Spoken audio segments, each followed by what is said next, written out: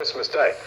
Because the ancient quote-unquote pagans said, hey, the sun is born on December the 25th. It's always been that way since the beginning of time. It has to be, because by the trajectory of the earth, at the end of the winter solstice, the sun begins to rise. December the 25th is when that happens. Okay? When it comes up to the spring equinox, the sun enters into the constellation Aries.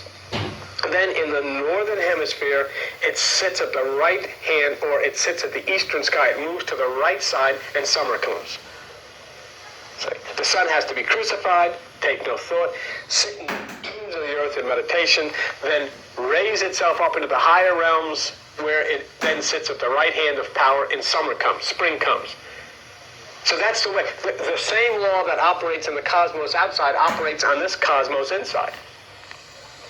So, when you practice this, you're doing the same thing. You're lifting the energy from the solar plexus, which is the place of the sun in your abdomen, to the pineal gland of the brain, where it then opens up the right hemisphere of the brain, and then summer comes to your life. Everything that was dead bursts forth into life. All new things. You begin to understand things.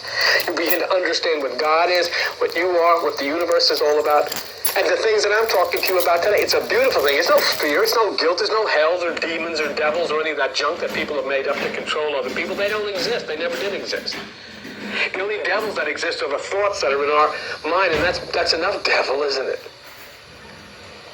But there then you understand that from divine meditation, you activate the right hemisphere of the brain in the same way that the sun sits in the spring at the right side or at the eastern sky and brings spring and new life to the earth. Here, when the energy sits at the right hemisphere of the brain, it brings light and new life to you and to your family. 90% of your brain is dormant. You only use 10%, which is the left side. And when you activate this in meditation, you start awakening brain cells at the right side. That's why Jesus said, cast your net to the right side.